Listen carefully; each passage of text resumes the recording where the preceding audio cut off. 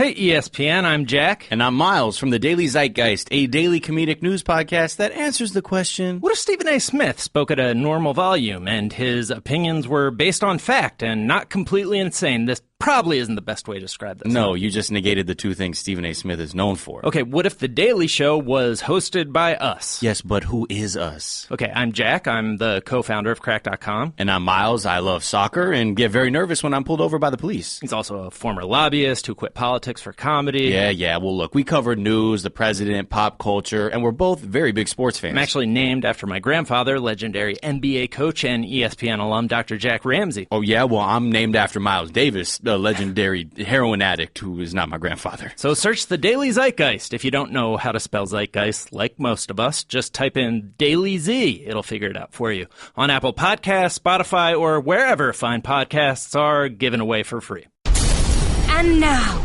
Jalen and Jacoby on ESPN Radio. When I pop the trunk, head to death. Y'all pop the trunk, I pop the hood. Now act stupid, I'll pop the trunk. Now give me your boom.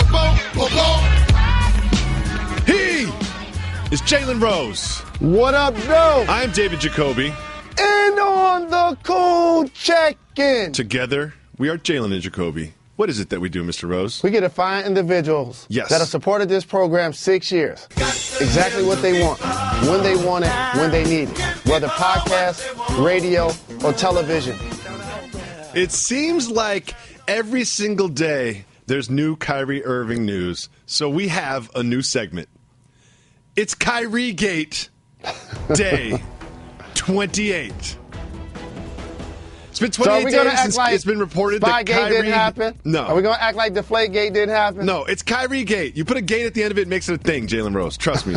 28 days ago, Kyrie Irving, it was reported that he said he wanted to trade. Seems like we've been obsessively talking about it ever since. So the latest news in Kyrie Gate here on day 28 is this from ESPN. Quote, the Cavaliers find themselves far more fixated on a young star, including New York's Kristaps Porzingis, Boston's Jason Tatum, Phoenix's Josh Jackson, and Denver's Jamal Murray, league sources told ESPN.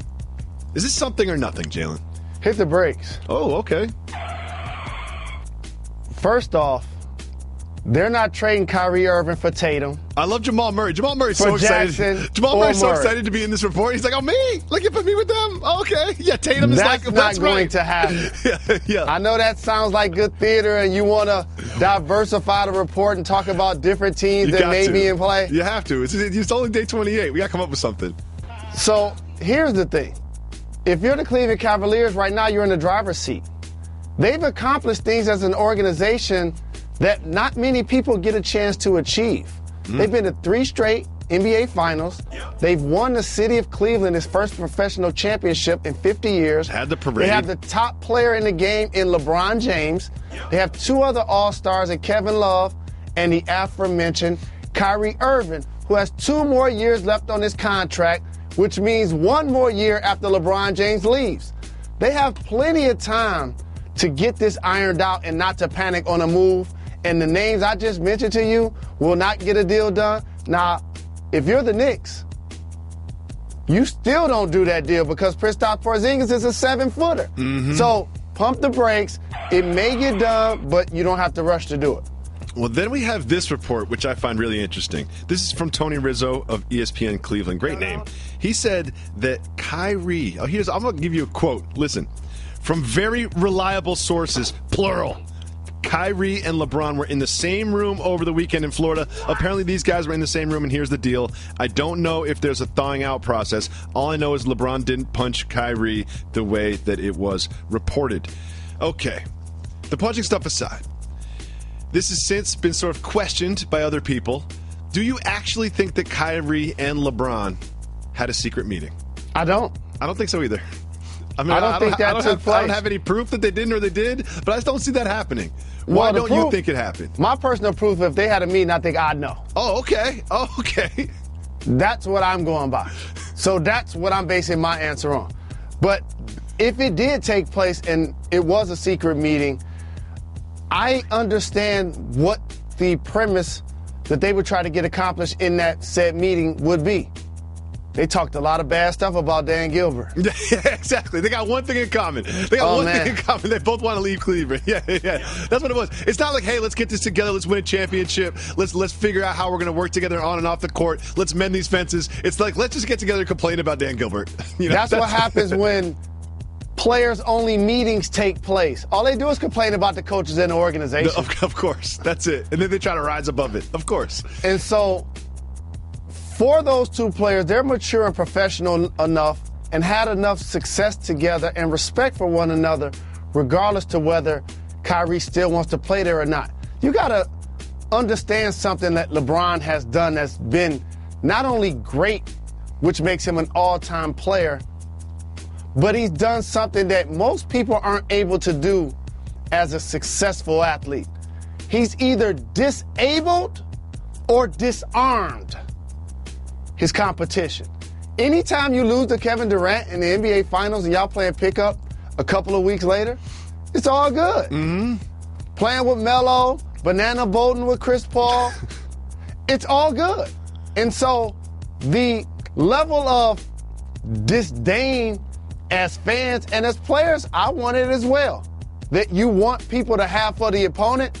Not only did LeBron shatter that with the way he's handled his free agency, being a top player, taking one-year deals, being an MVP, leaving one team, the Cleveland Cavaliers, to go to the Miami Heat. He also has the LeBron James basketball camp. And you know what takes place each summer? A lot of your favorite high school, collegiate, and now professional players have actually gone through that system. And they learn a lot and they look up to LeBron. And in this case, regardless to whether Kyrie still wants to be his teammate or not, he falls into that category. So it wouldn't be surprising if they're able to have a respectful conversation about each other's future. But it didn't happen. Chris Sheridan sent the NBA Twitter world in a bit of a tizzy yesterday by sending a tweet that he heard that it is a 100% chance LeBron James is leaving. Well, that report was then denied by LeBron James's camp. And then Sheridan, guess what? He's backing up Sheridan's reporting. Here's what he tweeted this time. Quote, one follow-up tweet on LeBron leaving Cleveland next summer. Denials from his reps are disingenuous. They must lie to protect his image. Do you think Sheridan had this right and then LeBron's camp said no? Or do you think LeBron is like, you know what? I'm not 100% about anything. Who knows? Tomorrow's not promised. So reporting that I'm 100% is actually inaccurate. What makes it inaccurate is the 100% part. Mm-hmm. The only thing that possibly, even on a reality television show, Jerry Springer, when they come out with the pregnancy test, that's not even 100%. Exactly. And before you know it, they get to fighting and everything. If they trade Kyrie and bring in a bunch of players that LeBron loves, and then someone gets hurt in the Warriors and they win a championship, LeBron can stay. It's not off the table. Is it 100%? No. But there's things that could happen that could make staying in Cleveland a lot more attractive to LeBron James. If they do trade Kyrie, they'll run it by LeBron, and they bring in some people that LeBron loves, and it ends up gelling and working in Cleveland, and he looks around and says, I got my man Tristan here, I've got Kevin Love here, I've got J.R. Smith here without a shirt on, and these new players, and we just want a chip. I could definitely see him staying. That said, probably not going to stay. Let's be honest. So we're going to talk about the Timberwolves for a little bit. The Timberwolves had one of the most interesting off seasons of recent memory. They kind of went from not in the playoffs, not really in playoff contention, to, we could host a playoff series. It's not out of the question. And they made some moves. The first thing they did, acquire Jimmy Butler and the number 16 pick for Zach LaVine, Chris Dunn, and Lauri Markkanen. That was the number 7 pick. First thing about this big trade, Jalen Rose, is why did the Bulls do this? Let me talk about the Bulls side. They're rebuilding. And Markkanen is going to be a player. A lefty, a stretch 4-5 in the Eastern Conference, going to be able to get his shot off. I think he has really good potential. Chris Dunn is going to continue to grow into his game. A really good defender, strong on the perimeter, must improve his jump shot. I think he has what it takes to be a starting point guard in a league filled with great players at that position. Mm-hmm. But you do the deal for Zach LaVine. He averaged 20 points last year, We all know about his exploits as a high flyer. You but love there's way Zach more LaVine. to his game than that. You love Zach LaVine. Like there's like 7 or 8 players which are just Jalen's guys, and Zach LaVine is one of them. I never fully understood why you love him so much, because usually your guys are a little tougher, play hard defense. You know, like this guy doesn't really fit the typical Jalen Rose guy mold. But I know you do love Zach LaVine, and you have ever since he came into the league. And so he's going to be getting buckets in Chicago, and he's going to turn a lot of heads this year. But if you're the Minnesota Timberwolves, you play in the West. Mm-hmm. And for some strange reason, Tom Thibodeau was that person. He sold the house, but he was still watching it on the market. And he was Airbnb it every chance he got. And when the value shot up, he bought it back. He just got it back. How did the Bulls let him turn around and get not only Jimmy Butler, but understood that Taj Gibson was going to shake loose and got him too? Got him too. And that's the thing. It's like, I remember the day it was announced that Thibodeau was going to the Timberwolves. You said, I remember we were in Bristol. You said, watch them get Jimmy Butler. And then you said, wait a second, they're not going to get Jimmy Butler because the Bulls would never trade Jimmy Butler to Tom Thibodeau. And now here we are, literally 2 years later. Right about, I think it was July, right? 2 years ago. Yes. 2 years later, or 1 year. I'm going to go 1 year. And Jalen Rose ends up being right. When's Michael Jordan going to play in that game, by the way? That's very nice. He and Wiggins, who has all-star potential, is about to get a max deal. Yep.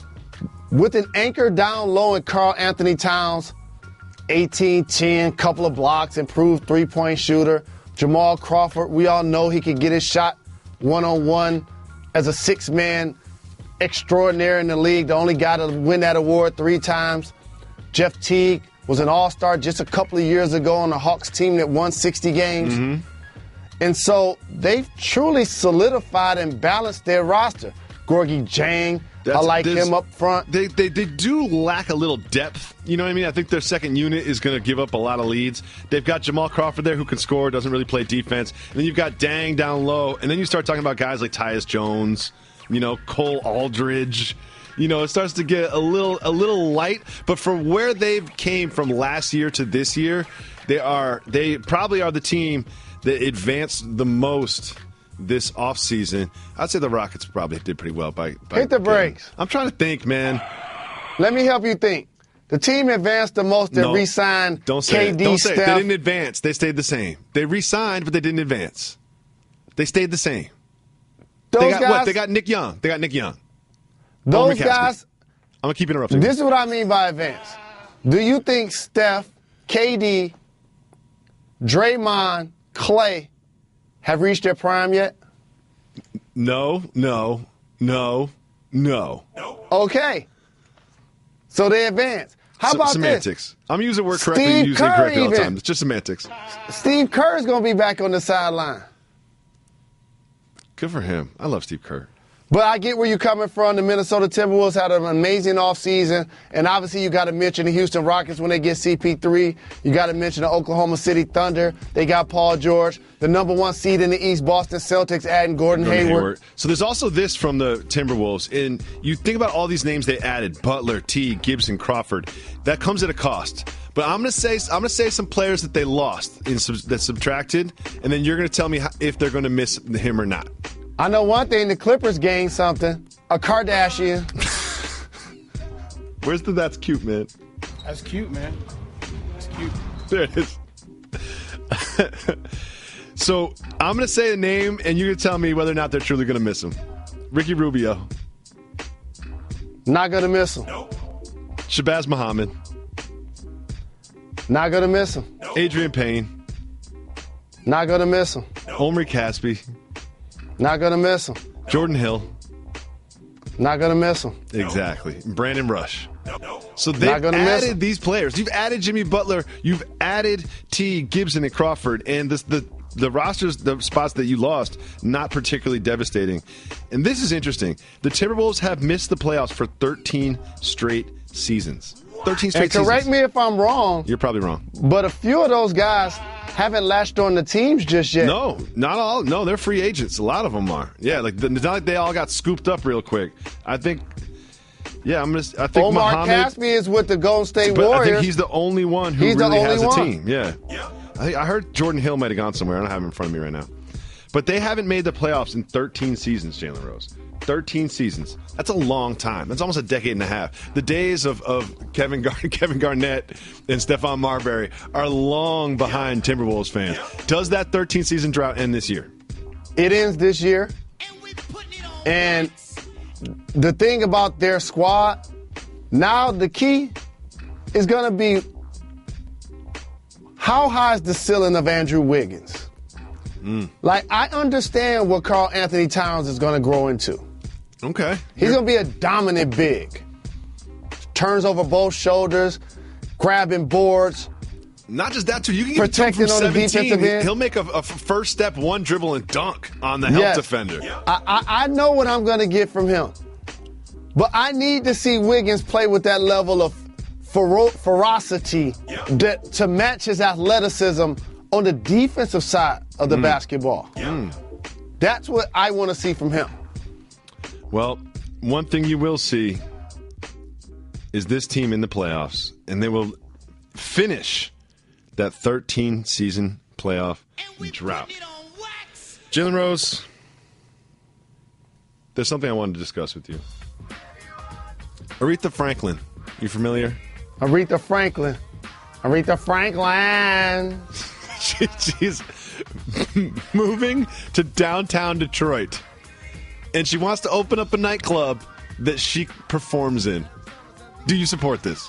I do support it. The unique thing about certain professions, as long as you can turn on the music, as an artist, you can perform forever.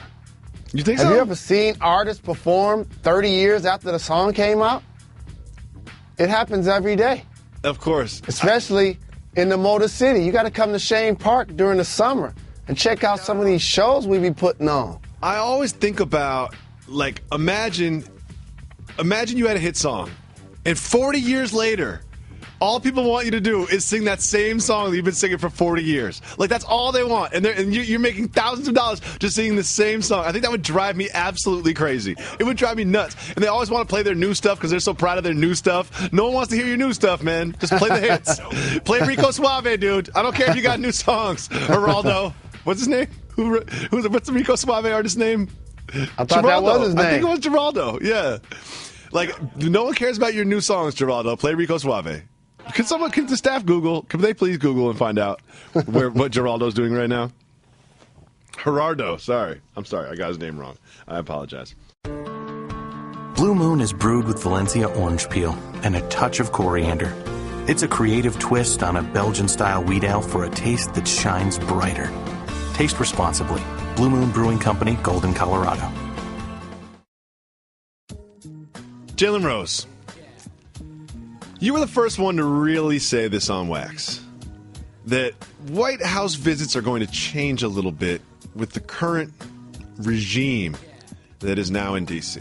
Well, that story's starting to bubble up again. Kevin Durant was in Seat Pleasant, Maryland. He had Kevin Durant Day and the Larry O'Brien Trophy, top down, driving through his old stomping grounds. And the Undefeated caught up with him and asked him about a White House visit. And he said, quote, "Nah, I won't do that. I don't respect who's in office right now." You were ahead of this story. And then I was ahead of what is going to happen. I said, they're not going to get invited. Simple as that. Like, not only are they not going to show up, they're not going to get invited. So, do you think that these sort of open statements by one of the two or three most prominent players on the NBA championship team saying that he would not attend will lead to the Golden State Warriors not being even invited to attend a White House visit? I think that's what's going to take place. And after 7 months, this president, number 45, has the lowest approval rating of any president at this point of his tenure. And if you look at a lot of the turmoil that we're facing as a country right now, I haven't seen it like this since I've been on this earth in 1973. And him not inviting teams, in particular from the NBA and the NFL, because he understands that he is an unpopular president right now, would probably be the wise thing to do, because he got a lot of other things to worry about. Yes. Nuclear apocalypse. No question about it. It's truly unfortunate, a lot of things that have taken place, but I understand where KD is coming from. There will be people that feels like, hey, you should go because use that platform to now say what you want to say to the president since you're going to be in front of him. But KD, I'm going to get plenty of chances to go. Yeah, also, I'm on the Warriors. I'm on the Warriors. You see our roster? I'll be back. And we're going to wait till he leaves. Because a lot of times, if you don't denounce something, you're endorsing it. So I applaud his courage. So LeBron and Savannah did a little interview in Vogue. I don't normally read Vogue magazine. You know, it's not one of my go-tos. But there's a very interesting quote. Quote, "Me and my wife are different, but at the same time we're the same. I'm gone a lot, so she is the boss of the household. She's the rule setter. It's hard for me to go on the road for 2.5 weeks and then come home and tell my kids, look, this is how it should be done when she's been home every day." That got me thinking, Jalen Rose, as someone who has some experience with this. How hard is it to balance parenting and being a professional athlete? Oh, it's virtually impossible in certain situations, especially when you're not in a relationship with your kid's mom and they live in a different state. It creates a whole unique dynamic. So for LeBron, who's happily married, has kids, she's the rock of the family. And I appreciate them doing this article on them because I've always talked about them being the first family and appreciating the fact that regardless of everything he's able to juggle for public consumption, we continue to see him be a son, a dad, a husband, a philanthropist, an entrepreneur. And the person that allows all of that to take place is his lovely wife. So I always made sure I big up them as many times as I got, as many opportunities as I've gotten, and I'm glad they got a chance to get this feature. Giancarlo Stanton is on a tear. He hit a home run in 6 straight games. That streak ended, but he is on a tear. Well, he probably won't get to 61 home runs. It's interesting that he has set 61 home runs as a milestone, as that was Roger Maris's record. Now, Barry Bonds has hit more home runs than 61. Mark McGwire's hit more home runs than 61. Sammy Sosa's hit more home runs than 61. But we all know why 61 is the milestone that Giancarlo Stanton wants to reach. What is the real home run record in your mind? Well, a couple of things, and I'm a big fan of his. Shout out. That probably is the number he said. You ready for this? Because that's what he's on pace to hit, number one. Yeah, because he's never going to hit 73, so yeah, might as well. Okay. And like you say, don't set the expectations too high and then disappoint. Mm-hmm. I hope the new ownership group with Derek Jeter and Michael Jordan actually keep him in tow in a sport that doesn't have a salary cap. I don't know why I'm hearing rumblings about trading one of the best hitters in baseball, in particular of the long ball. But what he's basically doing is showing a level of disrespect to players, in particular Barry Bonds, who were able to have this level of success during what was coined the steroid era. But if you look at the history of baseball, they've had multiple eras where people were using things that are now banned. Of course. And so for Barry Bonds, who I got a chance to watch a lot with my own 2 eyes, was a 40-40 guy, whether he was playing with the Pittsburgh Pirates. Obviously, his helmet size got a lot bigger when he's playing with the San Francisco Giants. But again, one of the all-time great players, and when you look down at the record books, it says 73. So for me, and I know we saw Sosa, I know we saw McGwire put up 60, the record is 73. What Barry Bonds put up. It's a human being. That's the high score. He's a human being. He hits 73. You got to beat 73. That's the high score in the machine. You got to get over it, Giancarlo Stanton. But I do, again, always keep expectations low. He's like, 61 is the real record, right? Now, we've got Kevin Durant and Lil Dicky, both of which have been spoken about on this program. They're going back and forth a little bit on Twitter about whether or not Cleveland should trade LeBron James. I just love the idea that Kevin Durant sees a Lil Dicky tweet and is like, let me respond to that. Let me get back in there. And they seem to both go back and forth. I don't think either of them knows that LeBron's got a no-trade clause. Like, I don't know if Kevin Durant never really brought that up. You know, when he finds out, he's going to call his agent like, LeBron's got no trade clause? Can we make that into my deal somehow? But how much do you love Kevin Durant going back and forth with just about anybody? I love it because if you're going to participate in social media, that clearly means you're paying attention to your mentions and you're following what's being said and what's being posted. And so for him to have an opinion, in particular about not only somebody that he considers an opponent clearly because they're both been in the NBA Finals the last 3 years, playing against the NBA Finals, this year playing against one another, and they've done it before when he was in OKC, but obviously somebody he's looked up to. He's modeled his game after. He's went and worked out with. They play flag football together. And so it doesn't surprise me to see him playing rec ball together, and it doesn't surprise me to see KD having his back.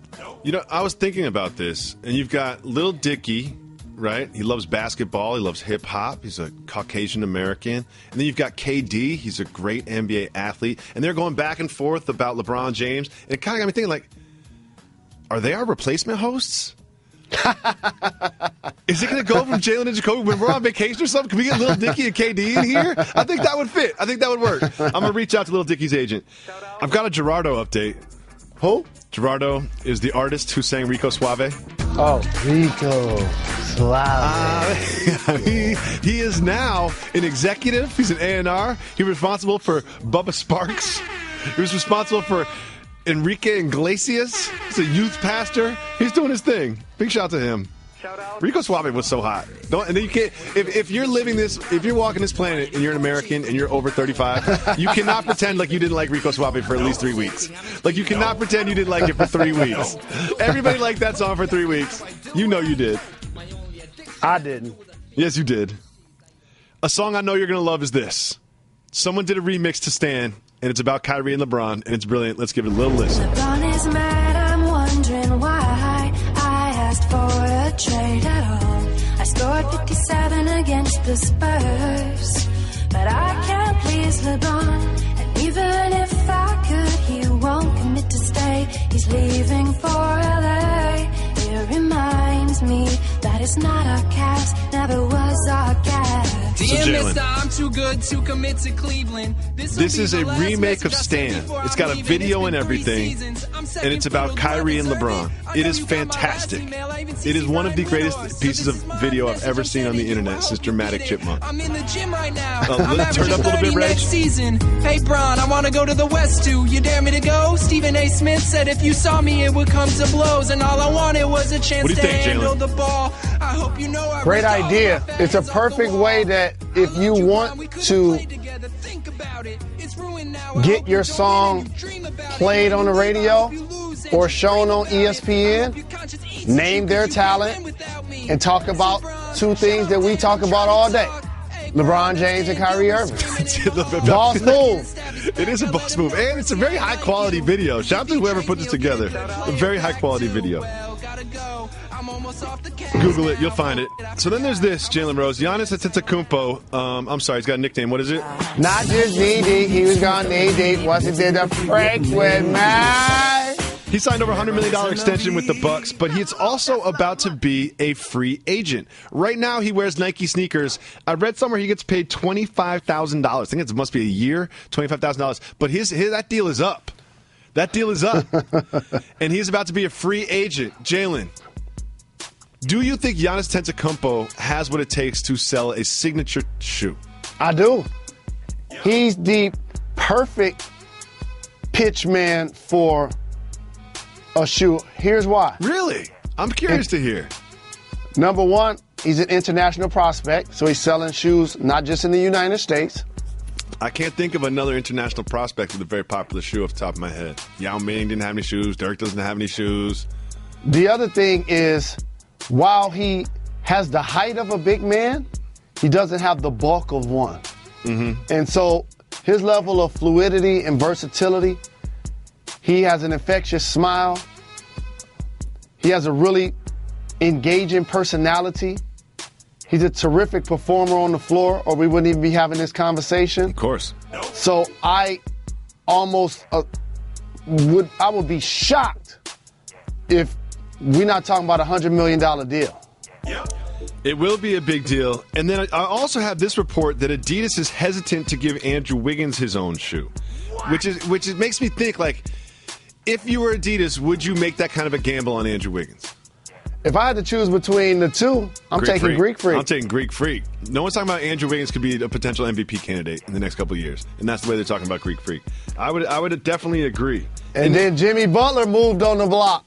Yep. And there's also something that you mentioned, like having a signature shoe is really a mix of a lot of different variables. You know, like, first of all, it's the shoe. The shoe has to be fly. Like, people talk about, oh, Kyrie is such a great shoe. He's got this really, like, the shoe is dope. Yeah. So people are going to buy it. You know, it's like, it's not just Kyrie Irving. Like, part of it is that Kyrie's shoes are very dope. You know what I mean? But there's also personality. And you mentioned this too. Big men don't sell shoes. Right? Like I'd say the most popular big man that sold shoes, Shaq and Ewing both had their own brands, you know, so they both had popular shoes, especially Ewing during his heyday. But why don't big men sell shoes? The same reason why big men usually aren't head coaches in the NBA. They unfortunately have a stigma because they're big that they can't also articulate the game to people that aren't as big as they are. And a lot of times you can see them coaching the bigs, but you can't see them leading the guards and the perimeter players. And that's an unfortunate stigma. Yep. And also, when they walk into interview, you got to think of the dynamics of the people they're interviewing with, the owners of teams. They're looking up the entire time, possibly trying to. And when you can't see eye to eye, sometimes that can be intimidating. It should not be, which is why you see more guards and more perimeter players given that opportunity. I really think that's a stigma that I would like to see big men get over. More importantly, the people that hire them, because there are a lot of guys that I feel like can do the job. Patrick Ewing comes to mind, and I think because of that stigma, that was the reason why he didn't get an NBA job and ultimately ended up at his alma mater, Georgetown. We wish him the best at Georgetown. Something tells me that Floyd Mayweather is going to make a lot of money in a couple weeks. You know, just something tells me he's going to make a lot of money. And this is just a little example of exactly how valuable he is as an athlete commodity. He will make $25 million just from sponsorship on his clothing. $25 million just for all those different patches and sponsorships on his clothing. Can you believe that that is something that's going to happen in the real world? I can believe it. Money Mayweather. This fight, seriously, genius for Al Heyman and Dana White to find a way to get these two combatants into the ring, Floyd and McGregor, get all of the ink signed with Showtime, get it viewed in so many homes via pay-per-view. You could go to the movie theater and watch this fight. Okay? It's been promoted like no other. And like I've said the entire time, the excitement ends once the national anthem gets played. Because Conor McGregor, with 8-ounce gloves now, really doesn't have a chance against Floyd. Because now he's going to be absorbing those punches even more. So if they were in the octagon, Floyd wouldn't have a chance. Nope. They're in a squared circle. Same for Conor. So, Jalen, I know you're not going to be in Vegas, but I've been to Vegas with you and I've played blackjack with you. And there's a new version of blackjack that I think will really suit you. It's called Easy Blackjack. I can't believe this hasn't come up before. It's just like blackjack, except you only get one card, and the goal is not to get to 21, it's to get to 11. I saw this on the Big Lead. Shout out to the Big Lead. Shout out. Here's what I like about this type of blackjack. You can't ruin the table for everybody else. You know, so it's like you get a 10, you're just going to stay on your 10. You can't double down or split or do anything crazy or, you know, like stay on a 13 when the dealer shows a 10. You can't do any of that. Do you like Easy Blackjack? Because I do. I want to play Easy Blackjack with you so you do not ruin the table. The game is 2-11 and you get 2 cards? You get 1 card. It's easy. Oh, you get 1 card. Game's 2-11, you get 1 card. So if you get a 7, it's like, I think I'm going to stay here. The dealer has to take a hit 6 or below. I'm good. Oh, man, you get your head busted playing that game. No, Jalen. You get your head busted playing that game. When we go to the Jalen Rose Leadership Academy golf outing, are we going to play blackjack, and are you going to do the same thing you did last time, which is completely play crazy? Ask you 40. Yep.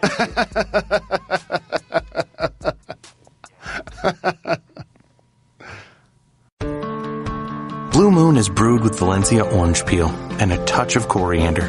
It's a creative twist on a Belgian-style wheat ale for a taste that shines brighter. Taste responsibly. Blue Moon Brewing Company, Golden, Colorado. Right now, it's time to give love to all of our listeners. We set up a voicemail. If you call 985-80-JALEN, you can leave us a voicemail. If you leave us a voicemail, we'll play it on the show just like this. What up, though? This is Rico, representing the 513 and 216, Ohio against the world. I was sitting here at the office, calling on my office line, actual boss moves. But yeah, I just want to thank you guys for over 6 years and providing me with listening material for my first hour of work every day, consistently. But I got something important, and Reggie might want to hit the brakes. So guys, Jalen Jacoby, I personally have a $50 gift card from Costco. If by the end of this call, this is your new favorite call of 2017. That said, got a scenario for Jalen. 2 scenarios, actually. I'm trying to figure out which one he's going to roll with. So you're stuck on the island for 60 days and you got to wait to be saved. And there's 2 options. Option A, you have a 60-day supply of lobster tails and you got a fire pit because you know you got to have it well done, of course. But the flip, for entertainment, you have nothing but Game of Thrones to watch. Now, option B, you have a 60-day supply of grasshopper tacos, cultural grasshopper tacos.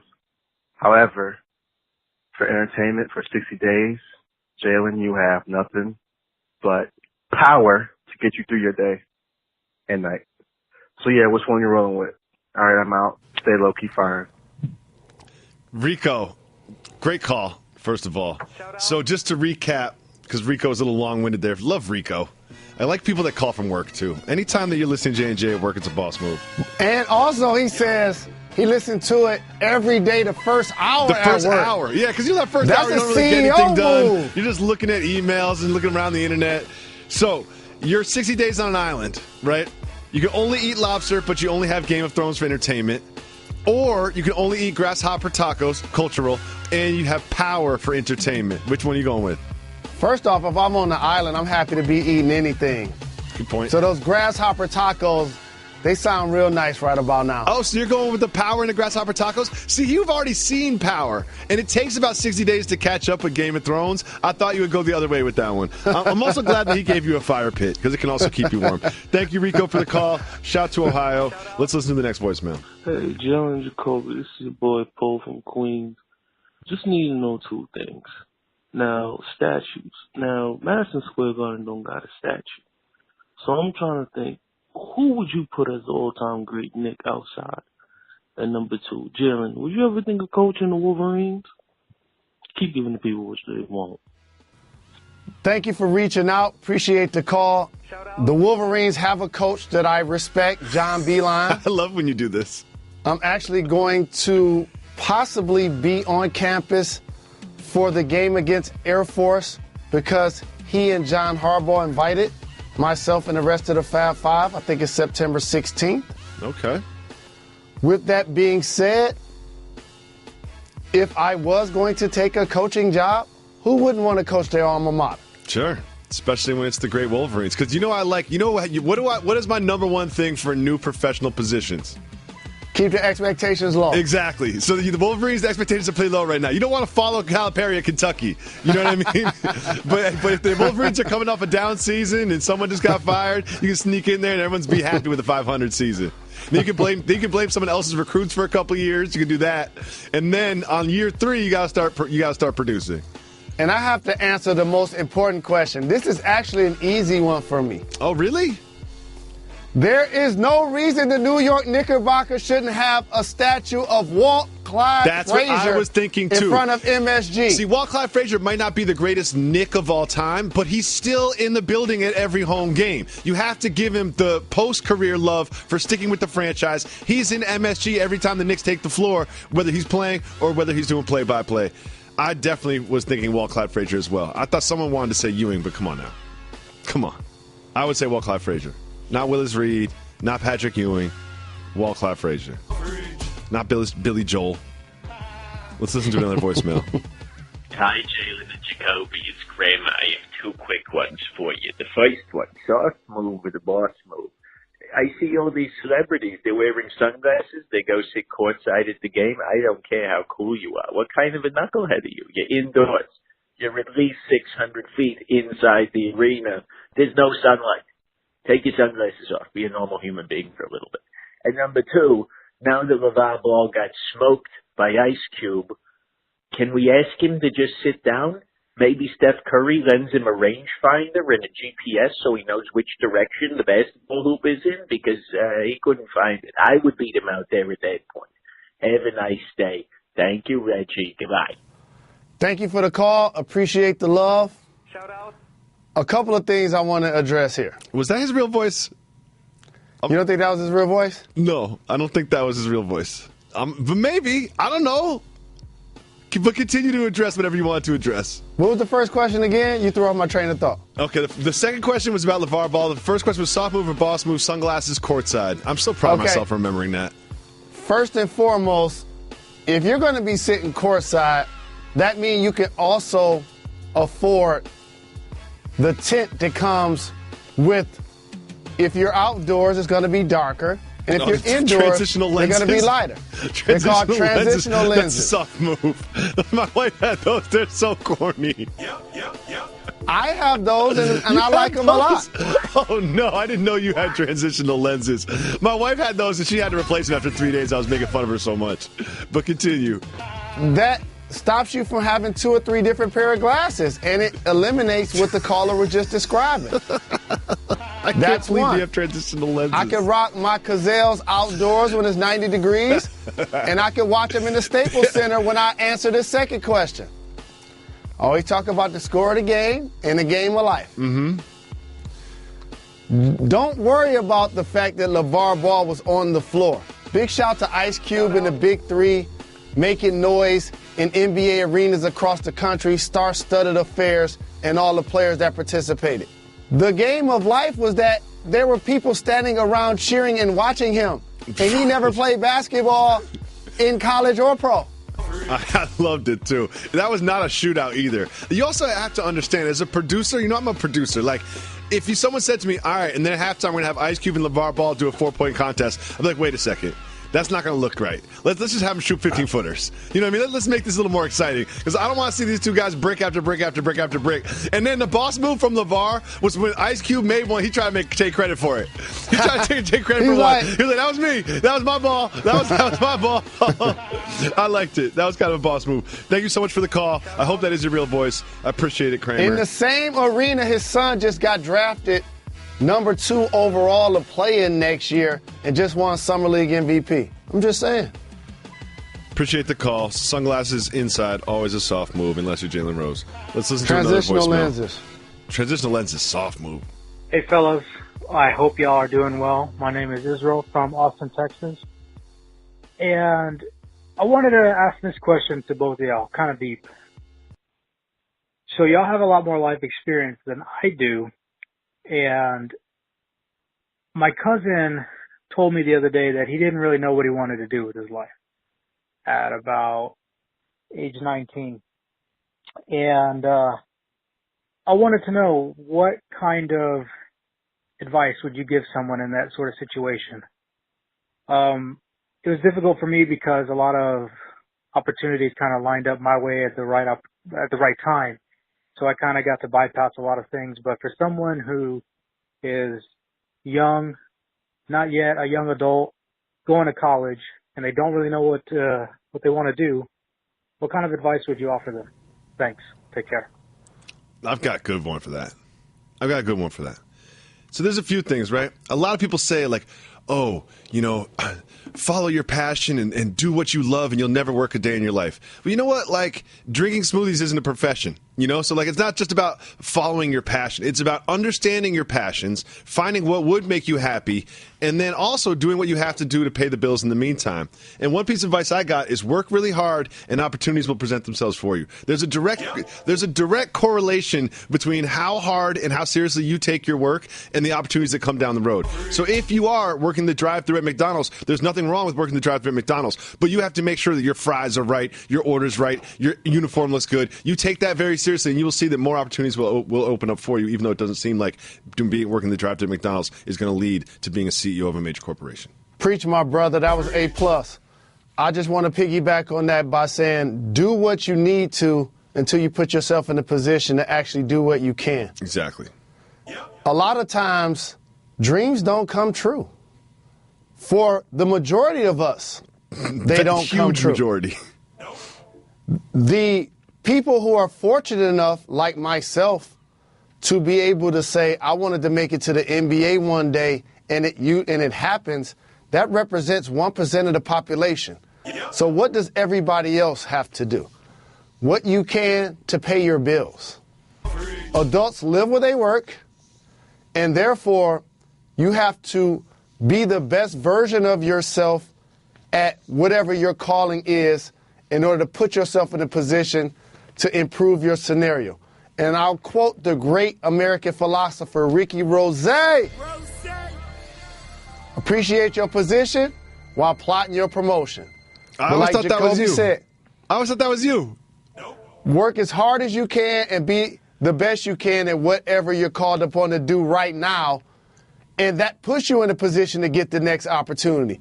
It's like people who don't have the kind of money that they want or walk over a penny or walk over a nickel. You know what I'll do? I'll pick up both. Because in my head, it creates a snowball of positivity. And I like that snowball of positivity to the point where it makes me ask the questions, when are they going to start printing the 20 Harriet Tubmans? Thank you so much for your very realistic life advice. Guess what? Your dreams probably won't come true. So put your head down and work hard. Stay low, keep firing. Right now, we're going to open up that 1-800-Flowers Twitter feed because we have a simple motto in this program.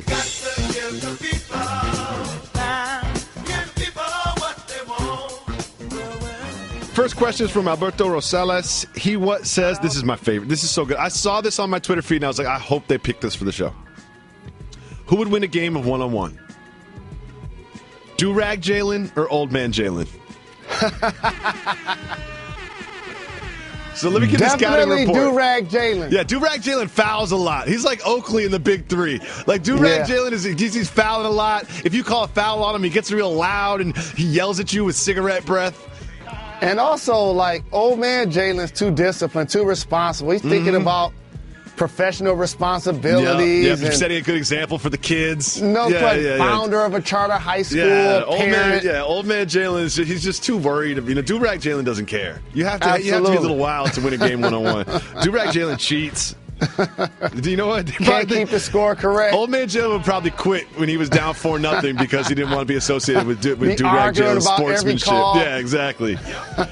Oh, that's a good one. Thank you so much. That's a great one. Next, we have this from Chase Farmer. Should the NBA change its dress code, we need to see LeBron in a do-rag and Melo score 100 in a hoodie. We've talked about that on this fine program. The bottom line is this. LeBron should petition the NBA to wear a do-rag. Mm-hmm. And Melo should be able to wear a hoodie. And Melo should be able to rock a hoodie. As long as he's in New York. He's like, if you're going to keep me in New York, they're not going to trade me, I'm going to wear a hoodie. They should just let him do it. They really should. Next, we have a 0-100 from Cameron. Cameron wants to know, 0-100, chances Anthony Davis wins MVP this year? 4? You said 0-100? Yeah. 4%? 14. Yeah, not that high. Not that high. He'll be all NBA. Yeah, he's because good. He's a terrific young talent. He's one of the more unique talents because he's going to place like the Greek freak in points and rebounds and blocks and steals amongst the top 20, 25. But at some point, his team's got to be about winning. And this is going to be his first year playing with Boogie. Drew Holiday re-signed. They added Rajon Rondo. Let's see if they can make a playoff run. This is one of those NBA seasons we're going into it. Like I could see 8 different players winning MVP. Like for real, I can see 8 or 9 different players winning MVP, and like 3 of them are on the Warriors. My choice off top, Kawhi Leonard. I like that. I like that. They literally have no one else on the team that can score, so he'll get some buckets. And they're going to still have 55 wins. I don't know how. I don't see it. You know what? I say this every year. I'm going to say it again this year. This is the year the Spurs fall off the cliff. This is it. This is the year the Spurs fall off the cliff. I'm wrong about it every single year, but I'll be wrong about it again. This is the year the Spurs are like the number 5 seed in the West. Next. This is from Ping. Shout to him. He always sends us good questions. Soft move or boss move? Pretending to be talking on your phone when you see someone you don't want to talk to. Boss move. Oh, for real? Do you pretend you're listening or do you pretend you're talking? That's the big distinction for me. If you're actually holding a fake conversation, it's a soft move. If you're just fake listening, it's a boss move. Your thoughts, Mr. Rose? I'm playing a song in my head. Dr. Dre. Been there, done that, been there, done that. It's definitely a boss move because a lot of times people forget the fact that you're out on the move and I'm out on the move for a reason. We're both trying to get somewhere. Yeah, we're not just going for walks, you know? I'm not going for a walk to clear my head. And if you stop to talk to everybody that wants to get your attention, you can't get where you're trying to go in a timely fashion. Well, see, you're famous, though. We're talking for real people that you're actually seeing somebody. But what you do is you acknowledge them, but then you point at your phone. Like, I do that a lot. Like, so you're famous, everybody knows you, so people want to stop you and take pictures or whatever and, like, treat you like a zoo animal. But when I'm walking the streets and I see someone that I actually know, I will just hold my phone up and then point to it like, oh, this is the reason I'm not talking to you, when really in the back of my head, I'm not talking to you because I don't want to. I apologize to everyone I've ever done that to. No, you don't. Next, this is more of a clarification, something that we had wrong for a while. Hoop Life says, why is MJ called the only minority owner in the NBA? How about Vivek? We had that one wrong for a while. Appreciate the correction. Now we have this. This, also from Cameron, shout out, is pretty good. Soft move or boss move? That guy who talks to you in the bathroom regardless of you performing a number 1 or number 2. Soft move. I love boss move by using the verb performing. I like the verb performing there. But you can own it. Like sometimes I'll own it. You know what I mean? If I know someone's in the stall and I know them, I'll kind of like make an uncomfortable conversation with them just to kind of like make them feel weird. But I'll not just like have a casual like pretend nothing weird is going on conversation. I will not do that in the bathroom. All right, Reg. Oh, by the way, did you pay Reggie back for his Big 3 ticket? You said you were going to pay for Reggie's Big 3 ticket. We got that together. Oh, you got that together? Venmo? Bitcoin? When you guys are in the bathroom, do you ask him, is he doing a soft move?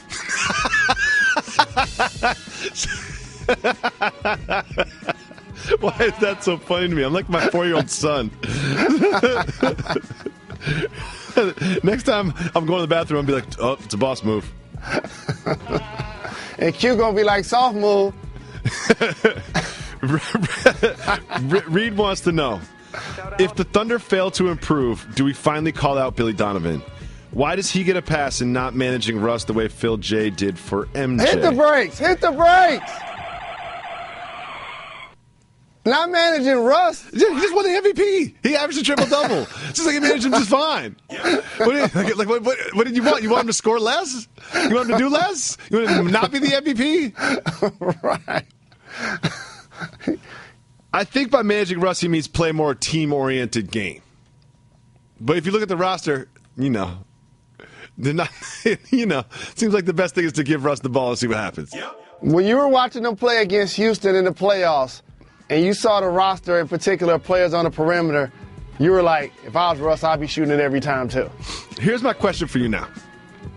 If you're Russell Westbrook, you did the impossible. Only Jalen Rose and like his immediate family were the only people in the world that thought he could actually average a triple-double in the National Basketball Association.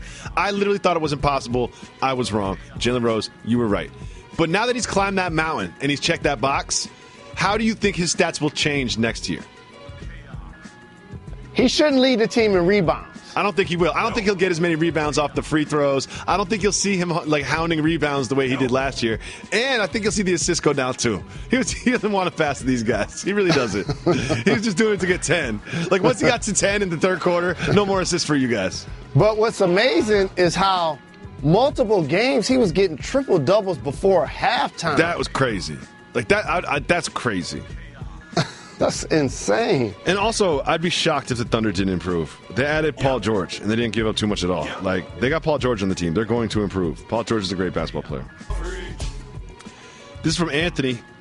Do you think LeBron going to the Western Conference next year would finally prompt the NBA to get rid of or restructure conferences? I think if LeBron ended up in the West in the next 1 or 2 years, you'll hear something that I've talked about on this program for 6 years. Seeding. Yep. Have to be considered 1 through 16 seeding. And just remember, because it's a great idea, just remember where you heard it first, Jalen Jacoby. Because you'll see. There's going to be a lot of every year, right around the end of the regular season, you look at the matchups, you say, oh, what if it was 1 through 16? Look how much better it would be. Oh, look, it was 1 through 16. Look how much better it would be. You'll see. Next, this is from Harley. I like people that get crazy with this. I sound crazy, but what if, because we love what ifs, LeBron joined Houston to form a super mega team of Melo, CP3, Harden, and LBJ? Your thoughts? At this point, that doesn't seem far-fetched. Really? But here's the thing, it's like, I don't think LeBron James is taking a salary haircut. You know, like I don't think that's on his to-do list. Like it's like you're going to pay me the max. Dwayne Wade, if you want to join the team, you can take the salary cut. But me, I'm LeBron. I'll probably get the max. But LeBron is playing chess when everybody else is playing checkers, and I don't think he's going to uproot his family from Ohio to take them to Texas. I think if and when, as we've talked about on this program, he leaves the Cleveland Cavaliers after the season, it's going to be for the purple and gold in Los Angeles. Jalen Rose? Yes, sir. We have a segment called Keep It Moving. Because there's a lot going on in the world of sports. Some things are worth discussing. Some things are not. If it's worth discussing, we're going to hit the brakes. Okay. If it's not, we're going to keep it moving. So right now, we're going to attempt an all-football Keep It Moving or hit the brakes. Are you ready? Let's get it. The Titans change practice time for solar eclipse. Keep it moving or hit the brakes. Hit the brakes. I'm so glad you hit the brakes on that one. Titans coach Mike Mularkey said he will change the team's practice time so his players can watch the eclipse on Monday afternoon. Quote, what a cool experience. You're on the practice field. I rearranged the practice schedule to make sure that we were out there to see it. I have a lot of follow-up questions for you, Mr. Rose. Number one, did you know that this solar eclipse was happening? I did not, sir. I did not either. I did not either. I started hearing about it. Number two, do you know what a solar eclipse is? Yeah, I do. I could guess, but like I'm not that confident. I believe a solar eclipse is when the moon goes in front of the sun and blocks it. Correct. Okay. Yes. That's right. And I remember in school they made us all go outside to watch this thing. Didn't live up to the hype. Did not live up to the hype. It was like, oh wait, a cloud basically went in front of the sun. Like nothing cool happened. I thought it was going to be dark. I thought a rainbow is way more fun than seeing a solar eclipse. Like the solar eclipse. If I was a Titans fan, I'd be like, y'all practice. You know what I mean? Run some go routes. Like, but you got to understand the mental manipulation that comes with that. He's like, it's going to be a special year for us. It's going to be a special. Yeah, the solar eclipse, the power of the sun.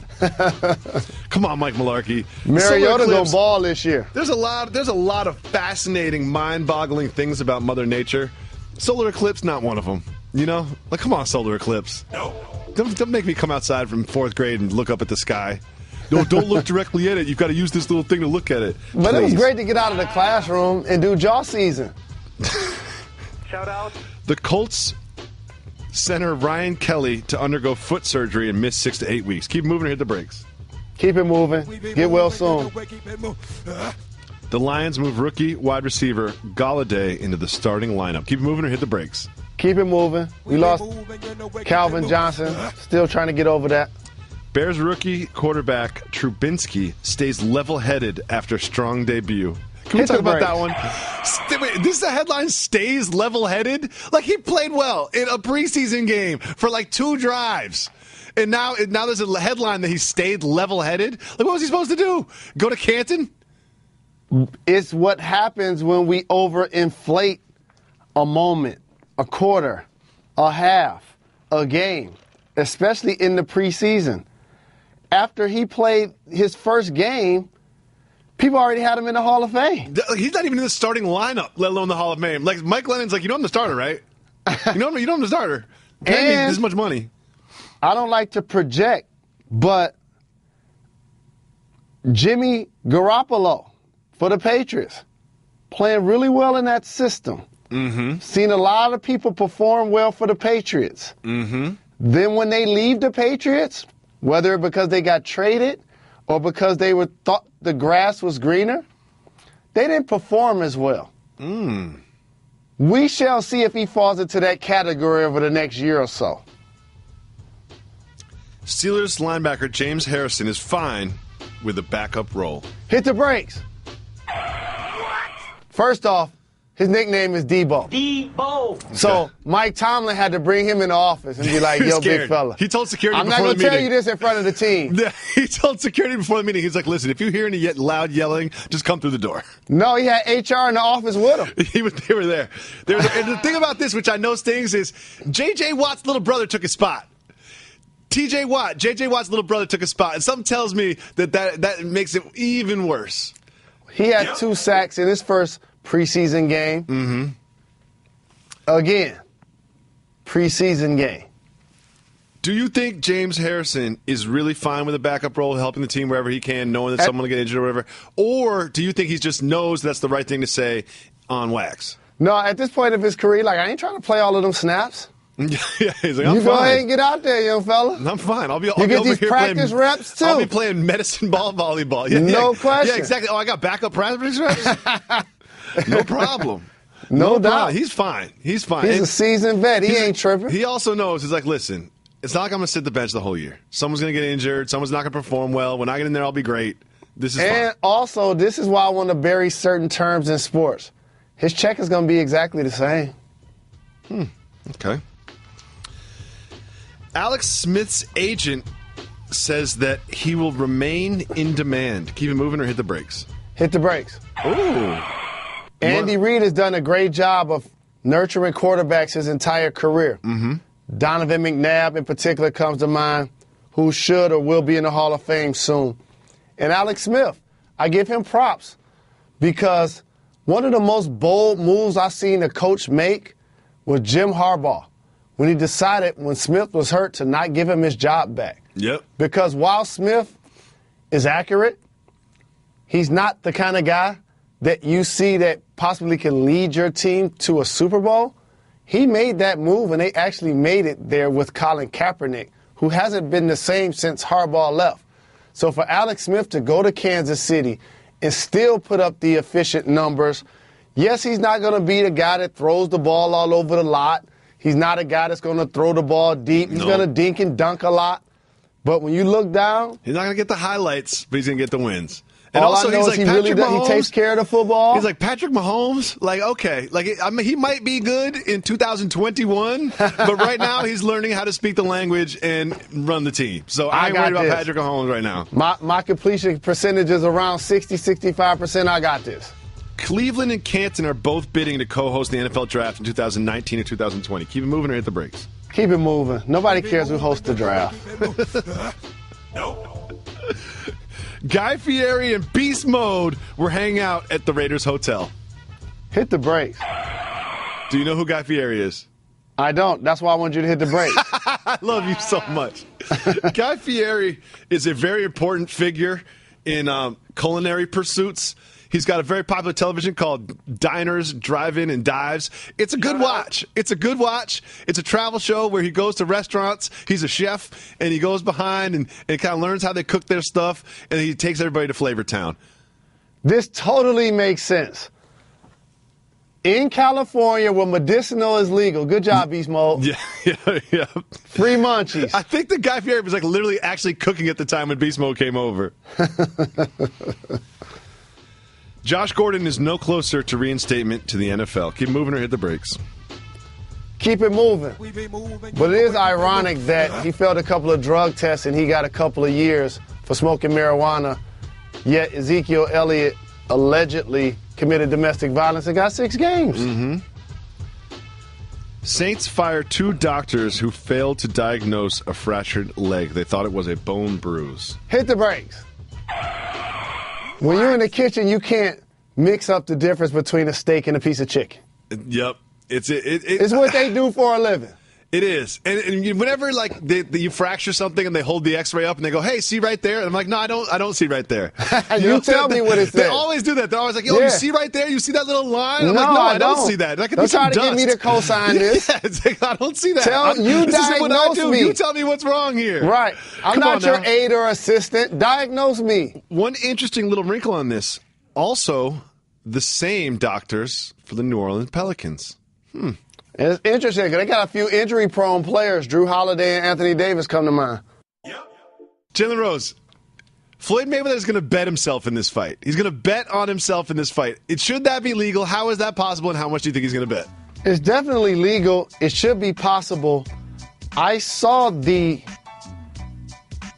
headline of an individual who's already placed a major bet on the fight. I think it was $880,000, and you had to have 2 people put it in. I think there's a $500,000 limit, but he's only going to make like $120,000 or something. It just seems, I don't know if I would do that. I don't know who's got that kind of money. Who's got that kind of money? Like, anything could happen. Floyd Mayweather breaks a rib or something, and all of a sudden he has to not fight anymore. He could trip on his way in and hurt his ankle. Like, I wouldn't put up $880,000 to win just a little bit. But if I'm fighting, I might as well put all my chips in the table. Yeah.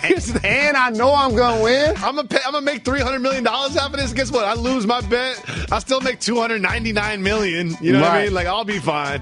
And plus, he just wants to show the ticket. You know, he's just doing this so he can. I promise you. How long? How about this? How long until after the decision or the knockout is announced does he tweet the ticket that he bid on himself? Before he does interviews.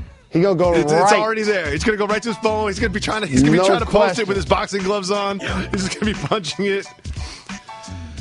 Is it a soft move or a boss move, though? I can't tell. That's a boss move. Betting on yourself? No question. So, Martin Shkreli, the pharma bro, he's come up on this program a lot, mainly because he spent $1 million on a Wu-Tang album and then kind of leaked some of the songs and keeping it from the people. He's generally just a terrible person. I think, like, he's universally hated from all people. There are jurors being selected for his trial, and multiple jurors have excused themselves from the jury because they say he disrespected Wu-Tang. So they're no longer unbiased jurors. Have you ever been to jury duty, and how did you get out of it? I have not. You've never been to jury duty? And I will not. Wait a second. You've never been to jury duty? Never. Have you ever been asked to go to jury duty? Yes. Do you know it's illegal not to go to jury duty, right? It's not called jury volunteer day. You know what I mean? It's not called jury if you feel like it. It's called jury duty. It's your civic duty, and you are not ever going to do it. You know what my civic duty is? To pay taxes. And I'm sure that they got a lot of your taxes. I can't lie. Last time I went, I was like, wait, you have to stay here till 4? And I just walked out of the door. I went, I signed up, and I was like, wait, till 4 p.m.? I was like, oh, I'm going to go get some lunch. And then I didn't come back. I don't want to be responsible of the fate of somebody, whether they're locked up or not. I did jury duty in Brooklyn. It was like 3 blocks from my house. I could just walk there. It was no problem. And I was on a trial, and you end up on the most boring trials. It was like a car accident. It was like a fender bender car accident where, like, it was obviously just a money grab. They made us sit there for an entire day and hear all the details of this stupid car accident just so they could settle in between day 1 and day 2. I'm good. Have you ever heard of the Texas State Fair, Mr. Rose? The Texas State Fair? I have not. It's a big state fair. I went there once. They had fried butter, fried Coca-Cola. They've got fried everything. This year, they have a very interesting item. It's called the Surfin' Turkin' Tater Boat. It is a steak, cheese, butter, and lobster-filled baked potato with an extra lobster claw in a big pot of garlic butter for dipping. Are you interested in the Surfin' Turkin' Tater Boat? Have to have some adult beverages, then I'll go for it. You would never eat that thing. But somehow you would eat it and still lose weight. I don't know how you do that. Jalen Rose, this is big news for you. What's your favorite Sunday night television program? Power. Who is the rapper/executive that is responsible for this program being on Stars? Curtis Jackson. Also known as 50 Cent. Well, he always kind of stays in the news. He's got a little beef with Stars. He wants Stars to promote the show. I don't know what he wants. He wants more power. He wants more seasons. We can more relate. Episodes. We got the best show in the industry. He just we wants feel more. like we need more promotion. He just That's wants why more. we call ourselves Pop the Trump. But one thing we're not doing is we're not leaking episodes of our own line, subverting the network that pays us. So 50 Cent is now admitting that he's leaked Power episodes online before they've hit the air. I don't even know if this is real. Like, he might not have leaked it and he's taking credit for it. What is really happening? Can you translate all of this for me to tell me what's really happening in 50 Cent's mind? What's really happening is he feels like they're not getting the market and promotion they deserve. So now, because of this conversation, we're talking about it. Mm-hmm. I feel like he might not have leaked it. There's a part of me that he's just like taking credit for it, trying to make it seem like it's this big marketing move. But then he's calling up Stars and be like, honestly, it wasn't me. Like, you can check the IP address or whatever. Like, I don't even know how to leak an episode. All I know is this: I must get you to watch Power. There are 2 episodes remaining. You're Tommy. We'll see. I know you saw this first pitch in Boston. I think it was a fan, and we've all seen the bad first pitches. 50 Cent himself that we were just talking about, he had a terrible first pitch. But this one is particularly interesting because there was a photographer behind home plate, and he took it in the man parts. Jalen, will it ever get old watching dudes get hit in the man region? It's been old. I don't enjoy that visual. America's Funniest Home Videos has made billionaires off of this. Like, they're on the air for 20 years just because it's funny. It's always funny. I don't want to see another guy get hit in his family jewels. It's always funny. I know you laughed when you first saw it. You're trying to be cool on television. I know you laughed. I didn't laugh. I was trying to figure. I know he was holding the camera, but you clearly see the ball coming, right? Exactly. He got a really good picture too. He put it up online of like the catcher reaching and miss it, the ball heading right for him. He got a great shot. He's committed to his job. I'm not that committed to this program. Making it past 3 years as the Detroit Piston head coach makes Stan Van Gundy the longest tenured Piston coach since the late, great Chuck Daly. Are you surprised that Stan Van is the longest tenured Pistons head coach since Chuck Daly? It's not just about the Detroit Pistons. I'm pretty sure you could go down the line in the NBA period and couldn't really acknowledge multiple coaches that's been in their current position with that team, say, 5 years. No. It's only a handful that come to mind. Coach Pop, Rick Carlisle, Eric Spoelstra, that have had tenure in their current situation. Those jobs have been turned over constantly. And by the way, Colin Kaepernick is on the phone like, Mark Jackson ain't coaching nowhere yet? Everyone kept their jobs last year. Nothing opened up. Drake was at UCLA playing pickup in full Kentucky uniform. Soft move or boss move, wearing a full uniform playing pickup. Boss move. As a matter of fact, I'm going to hit up Coach Cal and try to get me some gear. Soft move. That is a soft. You cannot. Honestly, I would play with no shirt on if I had to play in a full uniform. I would just play with no shirt on. I can't Jacoby, do that. I cannot do that. I played basketball with you and the Podfather at Staples Center and did the exact same thing. And it was a soft move then, and it would be a soft move if we did it again. And for those of you who don't know, the Podfather baseline 13 feet, like 80%. The Podfather's got one spot in the floor, and you give him the ball there, you can just run back on defense. It's going in. Shout out to the Podfather. Aaron Rodgers follows just 6 accounts on Instagram. One of those accounts is Zaza Pachulia. What does that mean? You probably met him at the ESPYs. Good point. Let's move on. This is bad news for you, Jalen Rose. One of your favorite establishments, Hooters, is hitting on hard financial times. The report is that millennials are no longer into what Hooters is serving, if you know what I mean. And now 7% of their stores have closed. Jalen, please make an appeal to millennials to save Hooters. They're going to strip clubs. Oh, God. If they don't cancel us, we'll be back tomorrow. He is Jalen Rose. I'm Dave Jacoby. Thanks for watching. Thanks for listening on ESPN Radio. Big shout out to Hooters. Hooters. Forget best crab legs. To subscribe to our podcast. Twin Peaks is coming. Oh, no. Jalen Rose, you are definitely going to get us canceled. We'll probably be back tomorrow. I'm not sure, though. I'm not sure. We still go. We'll do the show anyway.